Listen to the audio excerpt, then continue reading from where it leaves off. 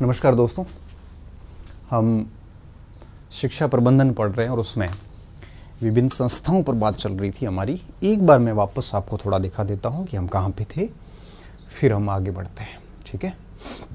हाँ, तो ऐतिहासिक पृष्ठभूमि हमने कर ली थी और राजस्थान में शिक्षा प्रबंधन के जो पद सोपान थे, शिक्षा मंत्रालय से लेके और शिक्षक तक, वो पूरा देख लिया था इस टाइप से।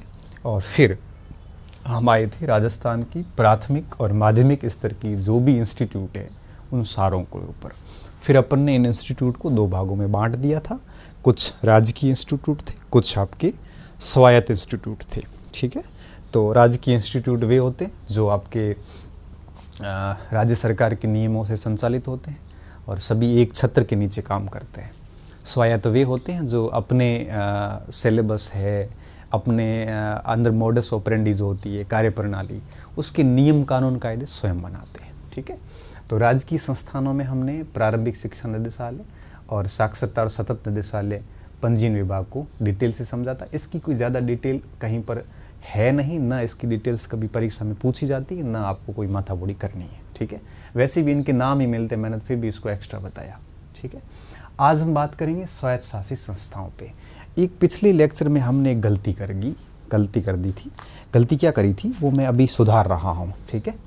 ये जो संस्था है आपके, ये राजस्थान राज्य शैक्षिक अनुसंधान एवं प्रशिक्षण संस्थान RSCERT, यह संस्था बेसिकली राज्य की संस्था नहीं है, ये है स्वायत्त शासित संस्था। 2018 14 अगस्त से पहले ये स्वायत्त शासित ये राज्य की संस्था थी। 2002 से लेकर 2018 तक यह राजकीय संस्था थी, लेकिन 14 अगस्त 2018 से लेकर आज तक, वर्तमान तक, इसको ऑटोनॉमस बॉडी बना दिया गया है। तो वर्तमान में अगर विद्यार्थियों ये सवाल आए तो आप इसको स्वायत्त शासित संस्था करना, क्योंकि अब कल तो हमने मैंने इतने पे ही होमवर्क किया था, तो इसको तो आपको अच्छे से समझा दिया था।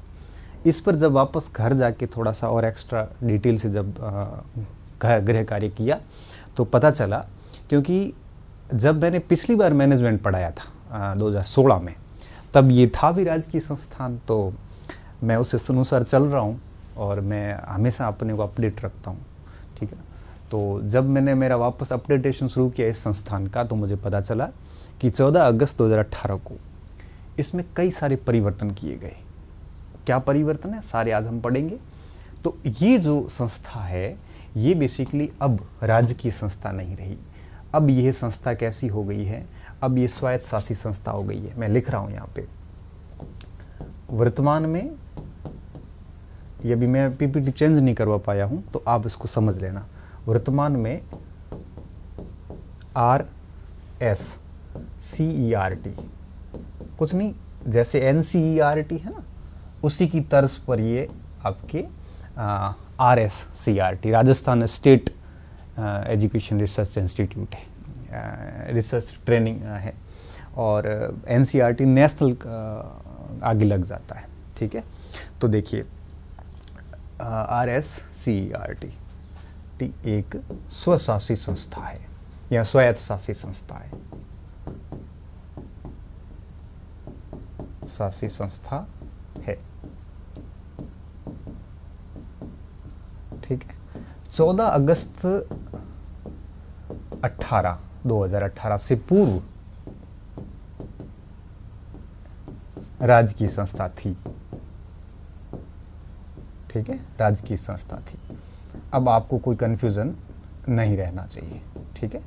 आप अपनी तालिका जो आपने बनाई है उसको इस तरह से एडिट कर देना, वहाँ से यहाँ से नाम काट के यहाँ डाल देना। ठीक है, कि RSCERT जो है ये वर्तमान में स्वायत्त शासित संस्था है। HM 2011 में जब ये प्रश्न पूछा गया था तब इसको राज्य की संस्था माना गया था, और सही भी था, क्योंकि 2002 में इसको प्रारंभिक शिक्षा निदेशालय के अधीन लाया गया था। तब से लेकर 2018 तक ये गवर्नमेंट बॉडी के रूप में काम कर रहा था। लेकिन जैसे ही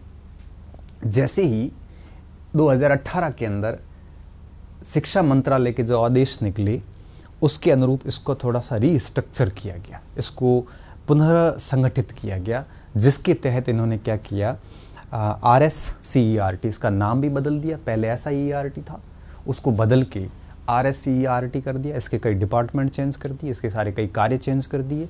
इसके पहले जो निदेशक होते थे वो शिक्षा निदेशालय के निदेशक ही इसके पदेन निदेशक होते थे, अब उनको भी चेंज किया गया। ड्रास्टिक परिवर्तन किए गए। और सबसे बड़ा परिवर्तन कि उसको राजकीय संस्थान से हटा के एक स्वायत्त शासी संस्थान बना दिया गया।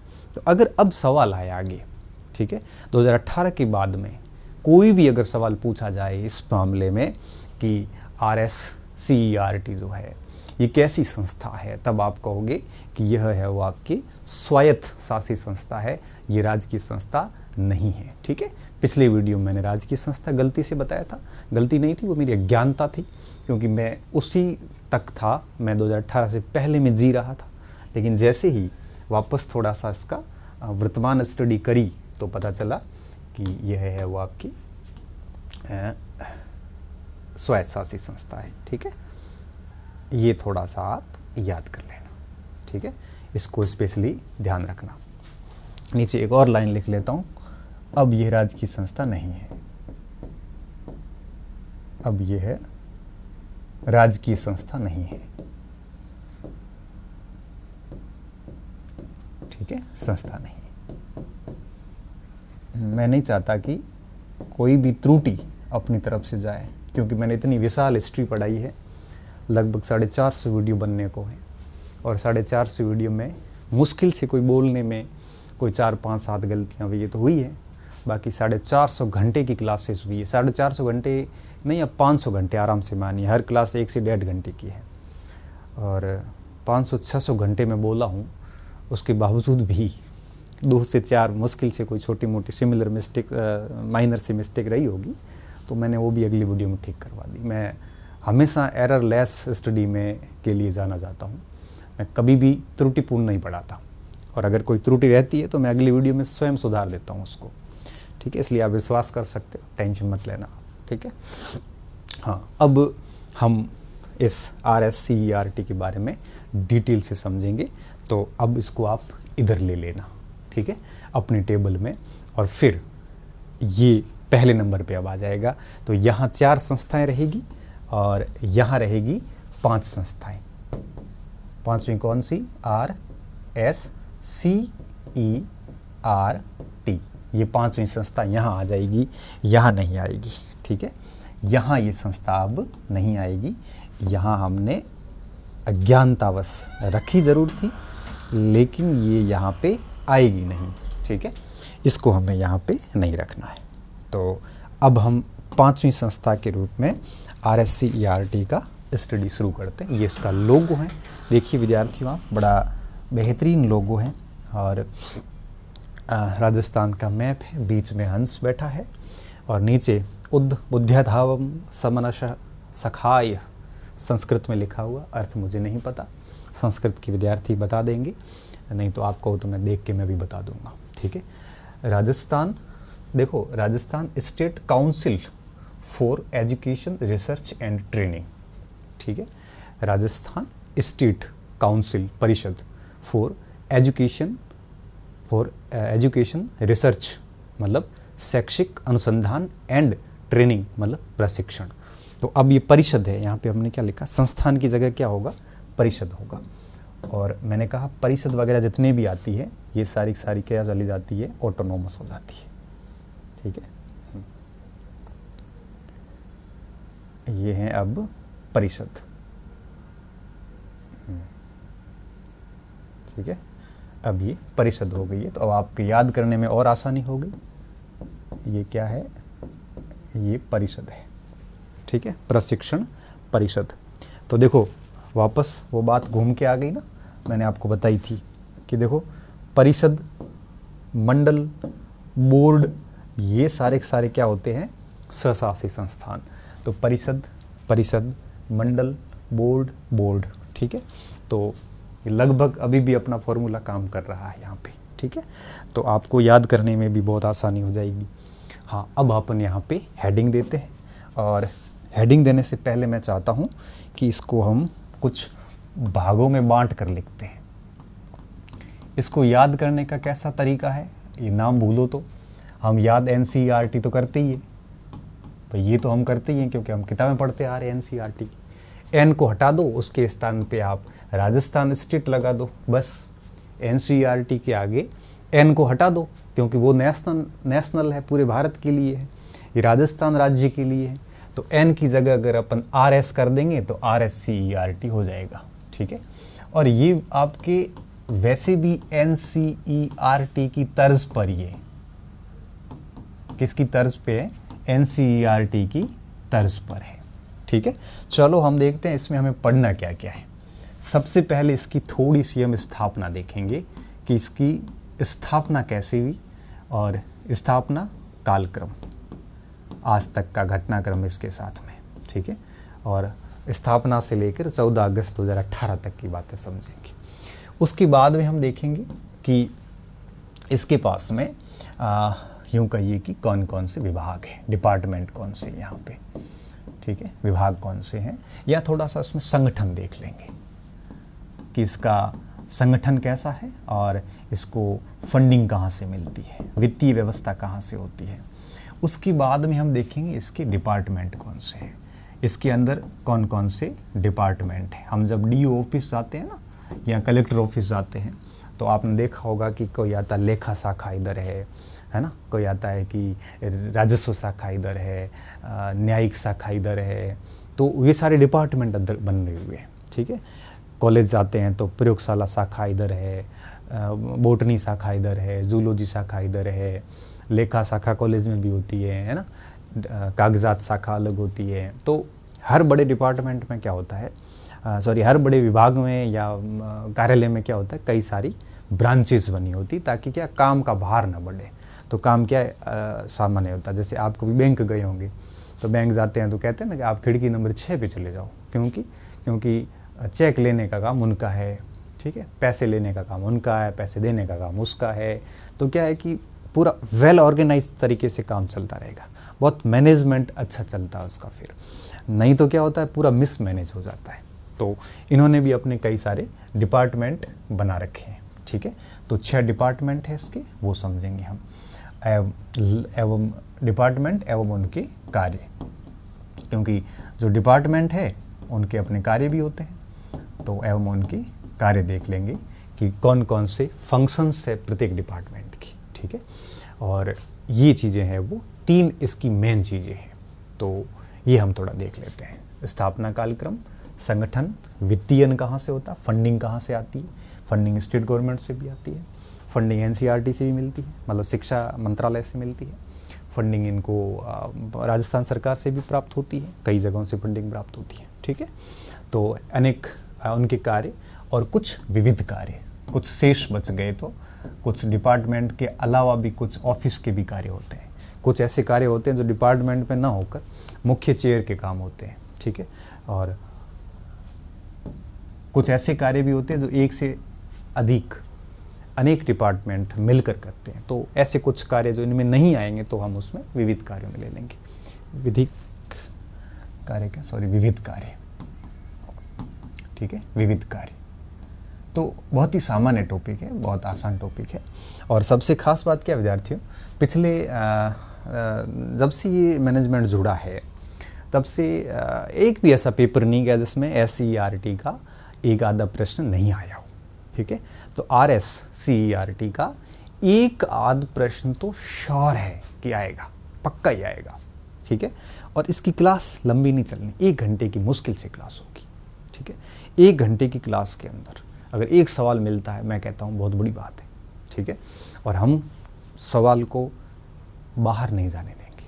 अब आपके ऊपर है, आप उसको याद कैसे करते हो। खोल मैं पूरा दूंगा इसको बढ़िया तरीके से, अब बस याद आपको करना पड़ेगा, क्योंकि इस खेल के खिलाड़ी आप हैं। हम वो कोच हैं जो बाहर बैठे बैठे सिर्फ आपको बता सकते हैं कि खेलना कैसे है। खेलना तो आपको है, गेम पूरा आपके हाथ में, ठीक है। बाकी अब हम बात को शुरू कर रहे हैं। RSCERT उदयपुर में है, और मैं भी एक बार गया था यहाँ पे RSCERT में, जब मैं फर्स्ट ईयर था। पहले क्या होता था, इसमें लेक्चर्स जो थे राजस्थान स्कूल शिक्षा वगैरह के, उनको डेपुटेशन पे वहाँ बुलाया जाता था।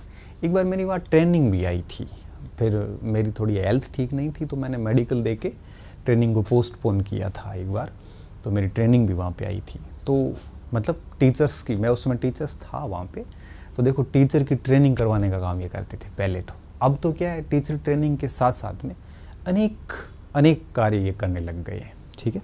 बहुत बड़ी संस्था है। अब आप सोचो कि राजस्थान में, सॉरी भारत में जो NCERT का काम है वो सारा काम राजस्थान में RSCERT का है। बस फ़र्क इतना ही है कि ये नेशनल लेवल की संस्था है, ये स्टेट लेवल की संस्था है, बाकी नाम बिल्कुल सेम है, अब कोई फ़र्क रहा नहीं, ठीक है। अब देखते हैं इसके विकास की यात्रा को, कब स्थापना हुई, कैसे ये संस्था आगे बढ़ी, ठीक है। तो इसके मन में आपकी जितनी भी पेचीदगियाँ हैं वो हटा दो, ये बहुत आसान टॉपिक है, हम उसको बढ़िया तरीके से कर लेंगे, कोई दिक्कत नहीं है, ठीक है। आपने बहुत सारी गाइड्स में पढ़ी होगी चीज़ें, वो जटिल भाषा पढ़ी होगी, तो उससे लेकर जो आप डरे हुए, डरना नहीं है, मैं उसको बहुत आसान भाषा में समझा दूंगा आपको।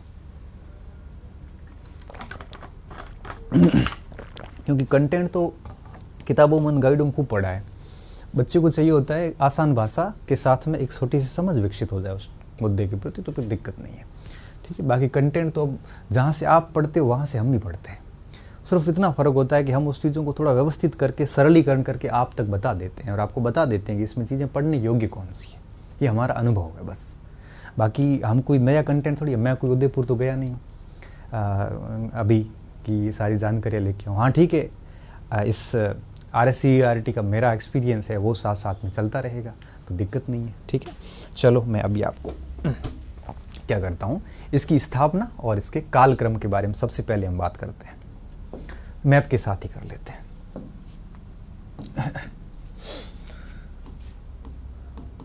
स्थापना व कालक्रम, ठीक है। कालक्रम का मतलब है कि किस तरह से इसने गति करी, और अब हम एक एक पॉइंट को आगे देखते हैं, ठीक है।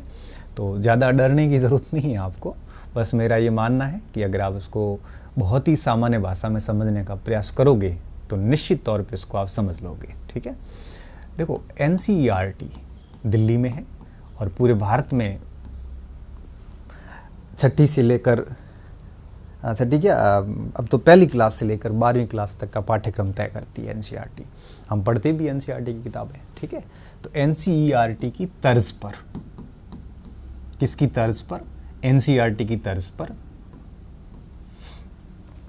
1963 में, वैसे NCERT का बना था 1961 में।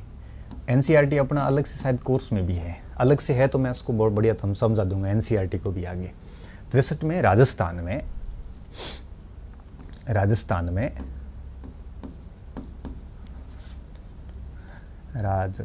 में state institute of education, Rajasthan में स्टेट इंस्टीट्यूट ऑफ एजुकेशन, ठीक है। मैं इसको शॉर्ट में SIE कह सकता हूँ।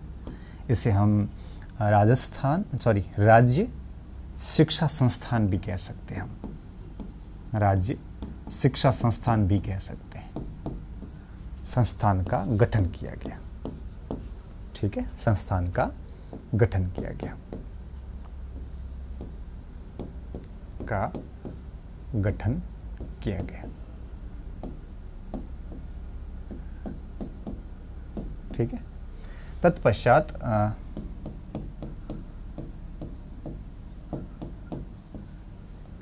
कई और संस्थाएं भी बनी, जैसे कई और संस्थाएं भी बनी इस समय, सारे याद नहीं रखनी, बस थोड़ा ध्यान रखना है। कई संस्थाएं बनी, जैसे कुछ नाम लिख रहा हूं, जैसे 2 नंबर लिख रहा हूं क्योंकि ये 1 नंबर की संस्था हो गई, ठीक है। जैसे कुछ संस्थाओं के नाम लो तो state institute for vocational education, ठीक है, साइंस एजुकेशन, तो state institute of state institute संस्था ऑफ साइंस एजुकेशन। अब साइंस के जो टीचर होते थे, एजुकेशन, अब साइंस के जो टीचर थे उनकी ट्रेनिंग के लिए ये बना है, दूसरे टीचर्स के लिए बना। इसके अलावा उन्होंने क्या किया, एक इवैल्यूएशन करने के लिए मूल्यांकन यूनिट अलग बनाई गई।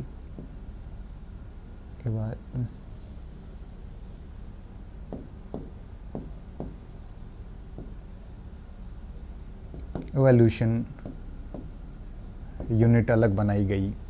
इसके साथ साथ में आपके education and vocational guide bureau बनाया गया, एजू एंड वोकेशनल मतलब व्यावसायिक शिक्षा गाइड ब्यूरो, ठीक है, ब्यूरो बनाया गया। और इसके अलावा 1 2 3 4 science education, institute for education, science education, ठीक है, ये 4 यूनिट और बन गई थी। तो कहने का मतलब क्या था, state institute for of education, एक state institute of science education. तो दोनों में तो कोई ज़्यादा फर्क नहीं था, ये बाकी के एजुकेशन वालों को ट्रेनिंग देते थे, ये विज्ञान वालों को देते थे। एक इवैल्यूएशन मूल्यांकन शाखा अलग बनाई गई, एक education and vocational guide bureau बनाया गया, ठीक है। तो इस प्रकार से कई सारी संस्थाएं जो है वो 1961 की NCERT की तर्ज पर 63 के बाद से राजस्थान में स्थापना हुई इनकी। तो अब क्या होता है कि जब बहुत सारी संस्थाएं होती हैं तब डाइवर्जन बहुत होता है, मशीनरी बहुत ज़्यादा लगती है। भाई एक संस्था में भी अगर एक डायरेक्टर लगा है तो 4 डायरेक्टर हो जाते हैं, फिर उसके अंडर में बहुत सारे और कर्मचारी, ऐसे करते करते 4 गुना ज़्यादा कर्मचारी लग जाते हैं। तो फिर क्या हुआ, फिर मेहरोत्रा समिति बैठती है, और मेहरोत्रा समिति बैठी और मेहरोत्रा समिति ने रिकमेंडेशन दी कि इन चारों को सभी को मिला के एक अम्ब्रेला ऑर्गेनाइजेशन बनाया जाए। अम्ब्रेला का क्या मतलब होता है, एक छाता बना दो, उसके नीचे सारे ऑर्गेनाइजेशन को इकट्ठा कर दो और सभी को ऊपर एक डायरेक्टर बना दो, पूरी मशीनरी उस हिसाब से लागू कर देंगे, ठीक है। तो ये सारे क्या होता रहा, इससे क्या होता, प्रशासनिक बर्डन बढ़ती है। जब बहुत ज़्यादा चीज़ें हो जाती हैं तो प्रशासनिक बर्डन क्या हो जाती है, बढ़ जाती है। और प्रशासनिक बर्डन को बढ़ते हुए देख इन्होंने क्या किया, मेहरोत्रा समिति का गठन किया, और मेहरोत्रा समिति ने क्या किया था, SIERT की स्थापना की, ठीक है। किसकी, SIERT की, ठीक है। अब मैं इस बात को आगे ले जा रहा हूँ, यहाँ ले जा रहा हूँ।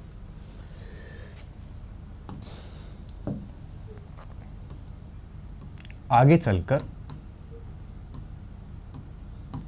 चलकर मेहरोत्रा समिति की सिफारिश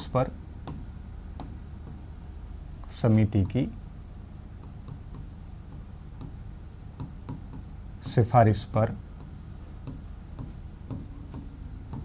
उक्त चारों संस्थाओं को मिलाकर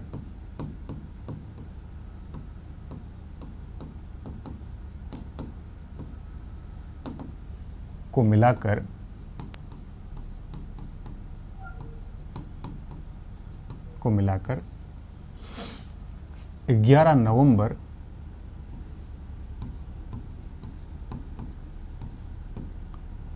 1978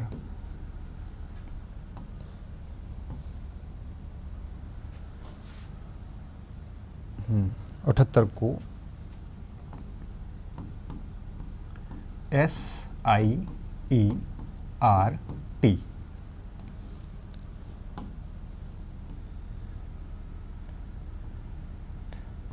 ठीक है, सर्ट की स्थापना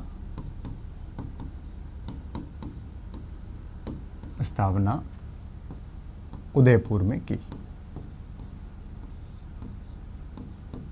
ठीक है। तो अब आप समझ जाओ कि SIERT की स्थापना कब होती है, 1978 में होती है।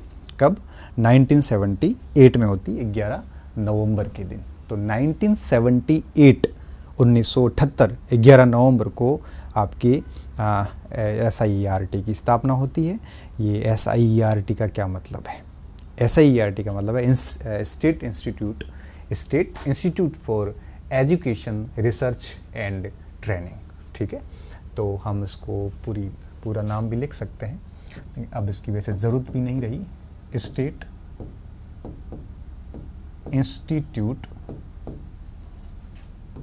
ऑफ एजुकेशन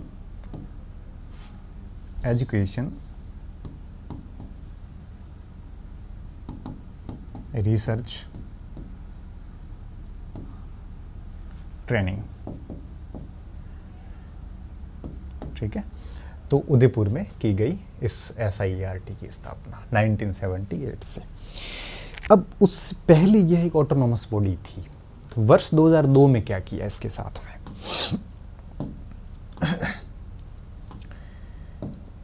वर्ष 2002 में इस संस्था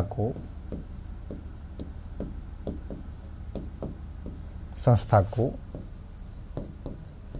राजकीय संस्था बनाया व प्रारंभिक शिक्षा निदेशालय के अधीन कर दिया।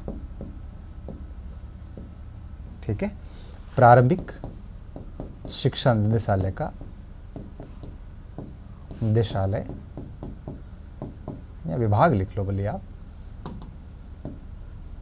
के अधीन कर दिया।